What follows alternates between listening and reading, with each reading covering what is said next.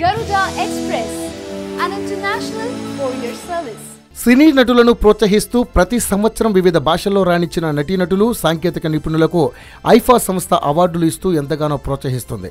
ప్రతి సంవత్సరం సినీ ప్రముఖుల సమక్షంలో అత్యంత వైభవంగా జరిగే ఈ వేడుక ఇటీవల హైదరాబాదులో ఘనంగా జరిగింది. ఈ కార్యక్రమంలో తెలుగు ఆర్టిస్ట్స్, టెక్నీషియన్లతో పాటు తమిళ, కన్నడ, మలయాళ సినీ ప్రముఖులు కూడా పాల్గొన్నారు. ఈ సంవత్సరం జరిగిన ఐఫా వేడుకలో జనతా గ్యారేజ్ చిత్రానికి గాను యంగ్ టైగర్ ఎన్టీఆర్కు ఉత్తమ నటుడిగా అవార్డు గెలుచుకున్నారు.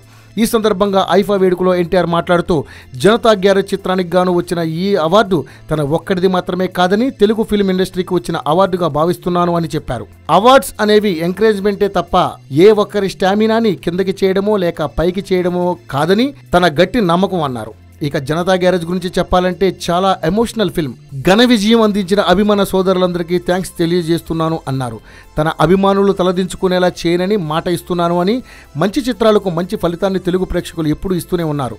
ఈ సందర్భంగా ప్రేక్షకుల దేవుళ్ళందరికీ శిరస్సు వంచి పాదాభివందనం చేసుకుంటున్నాను అని చెప్పారు ఎన్టీఆర్. ఈ సినిమాకి తనపైన, కొరటాల శివపైన నమ్మకం పెట్టిన మైత్రి మూవీ మేకర్స్కు థ్యాంక్స్ తెలియజేస్తున్నాను అన్నారు. అలాగే అమేజింగ్ సపోర్ట్ అందించిన మోహన్ లాల్ గారికి, సమంత, నిత్య మేనన్, అలాగే ఈ సినిమాలో నటించిన ప్రతి ఒక్కరికి థ్యాంక్స్.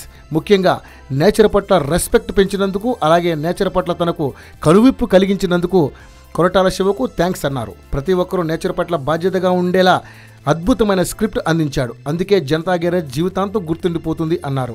అయితే ఐఫా వేడుకకు వ్యాఖ్యాతలుగా వ్యవహరించిన రానా ఎన్టీఆర్ని నీ ఫేవరెట్ హీరో ఎవరు అని అడిగితే ఫేవరెట్ అంటూ ఎవరూ లేరని చెప్పాడు. అయితే బాహుబలి తర్వాత రానా వాయిస్కి ఫ్యాన్ అయ్యాను అని, అలాగే నాని గ్రేటెస్ట్ యాక్టర్ అని చెప్పాడు. ఈ జనరేషన్లో అందగాడు అంటే మహేష్ అని ఎన్టీఆర్ చెప్పడం విశేషం. ఇలా ఫేవరెట్ అంటూ ఎవరూ లేరు, ఎప్పటికీ తన ఫేవరెట్ తాతగారే అని చెప్పాడు ఎన్టీఆర్.